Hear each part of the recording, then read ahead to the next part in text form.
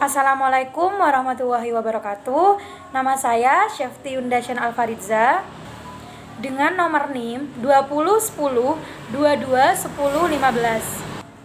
15. Di sini saya untuk melengkapi tugas ujian tengah semester mata kuliah Agama Islam dan Kemuhammadiyahan. Dan pada kesempatan kali ini saya mengangkat tema potensi dan kelemahan manusia. Baiklah, bismillahirrahmanirrahim. Alhamdulillahirrabbilalamin. Wassalatu wassalamu ala asrofil anbiya'i wal mursalin Sayyidina wa maulana Muhammadin wa ala alihi wa sahbihi ajma'in. Amma ba'du. Baik, yang pertama saya akan membahas potensi-potensi manusia menurut agama Islam. Allah menciptakan manusia dengan memberikan kelebihan dan keutamaan yang tidak diberikan kepada makhluk lainnya. Kelebihan dan keutamaan ini berupa potensi dasar yang disertakan Allah atasnya, baik potensi internal atau yang terdapat di dalam diri kita sendiri, dan potensi eksternal, potensi yang disertakan Allah untuk membimbing kita. Yang pertama ada potensi internal. Potensi internal ialah potensi yang menyatu dalam diri kita sendiri, yang terdiri dari 1. Potensi fitriah. Potensi ini condong kepada potensi keimanan seorang manusia. Maka bisa disimpulkan fitrahnya manusia mengakui adanya Tuhan, namun kesombongan dan kemunafikanlah yang membuat manusia ingkar terhadapnya. Dijelaskan dalam surat Ar-Rum ayat 30. Allah berfirman yang artinya, maka hadapkanlah wajahmu dengan lurus pada agama Allah.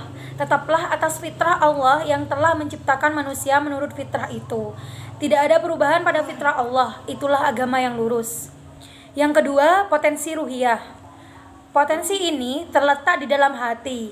Manfaat potensi ruhiyah ini adalah untuk membedakan yang baik dan yang buruk, untuk memilih jalan mana yang akan kita pilih, ketakwaan ataukah kedurhakaan, yang sudah dijelaskan dalam surat Asy-Syam ayat 7, yang artinya dan jiwa serta penyempurnaannya atau ciptaannya. Yang ketiga, potensi akliyah. Potensi ini adalah tempatnya ilmu yang mencakup kepada indera pendengaran, penglihatan, dan akal pikiran. Dengan potensi ini, manusia mempunyai daya untuk menghadapi dunia dan daya nalar untuk pembuktian kuasa Allah secara ilmiah, yang dijelaskan di dalam Al-Quran surat An-Nahl ayat 78, yang artinya, dan Allah mengeluarkan kamu dari perut ibumu dalam keadaan tidak mengetahui suatu apapun, dan Dia memberikan kamu pendengaran, penglihatan, dan hati agar kamu bersyukur. Yang keempat adalah potensi jasmaniah. Potensi ini adalah kemampuan tubuh atau fisik manusia yang membuat manusia mempunyai daya kekuatan untuk melakukan rutinitas duniawi dan beribadah kepada Allah. Dan juga Allah telah memberikan kita kemampuan untuk menjadi khalifah di muka bumi ini, karena potensi jasmania ini merupakan tindakan atau aksi manusia dalam menghadapi masalah sekaligus mengantisipasinya. Nah, yang kedua ada potensi eksternal. Di samping potensi internal yang melekat erat pada diri manusia, Allah juga sertakan potensi eksternal sebagai pengarah dan pembimbing potensi-potensi internal itu agar berjalan sesuai dengan kehendaknya. Tanpa arahan potensi eksternal ini, maka potensi internal tidak akan membuahkan hasil yang diharapkan. Potensi eksternal ini dibagi menjadi dua, yakni yang pertama ada potensi huda, yaitu petunjuk Allah Subhanahu wa Ta'ala yang mempertegas nilai kebenaran yang Allah turunkan kepada Rasul-Nya untuk membimbing umat manusia menuju jalan yang lurus. Allah Subhanahu wa Ta'ala berfirman, sesungguhnya kami telah menunjukkannya jalan yang lurus. Ada yang bersyukur dan ada pula yang kafir. Quran surat Al-Insan ayat 3. Dan yang kedua ada potensi alam. Potensi alam ini adalah merupakan potensi untuk membimbing umat manusia melaksanakan fungsinya.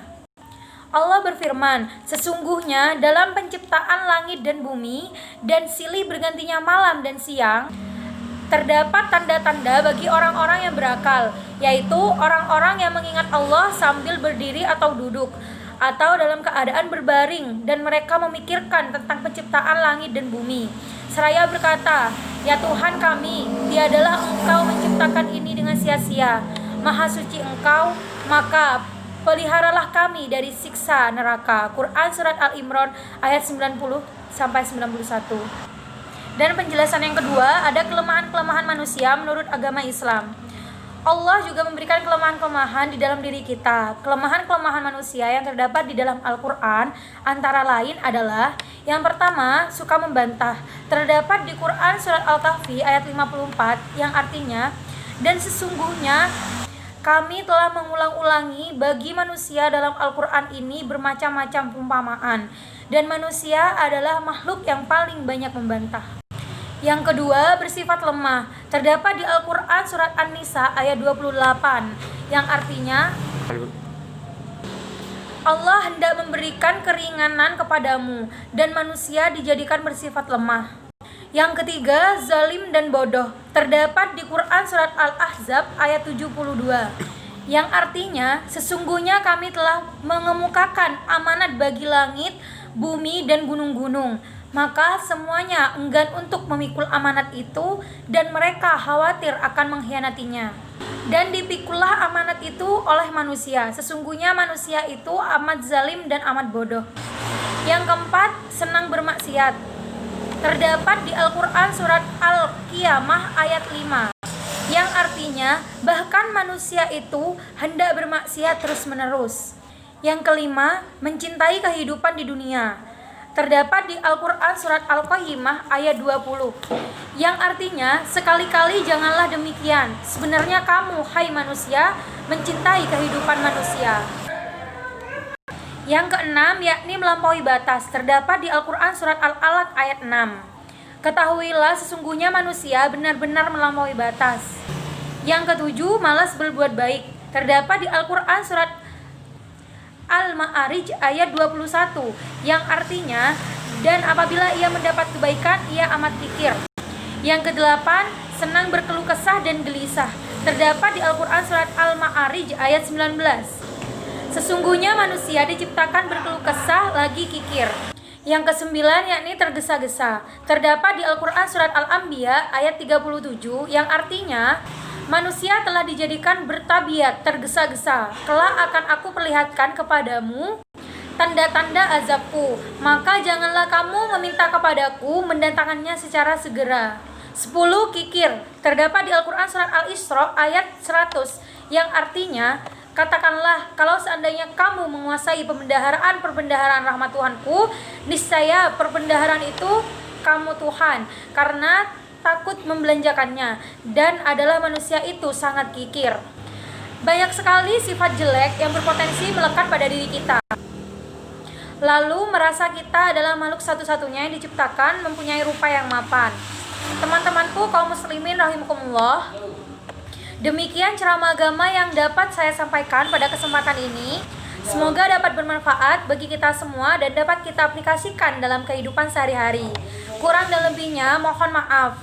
Yang benar datangnya dari Allah Subhanahu wa taala yang Maha benar, dan yang salah, hilaf atau keliru itu datangnya dari saya pribadi sebagai manusia biasa yang tidak pernah luput dari salah, hilaf dan dosa. Akhirul kalam, wassalamualaikum warahmatullahi wabarakatuh.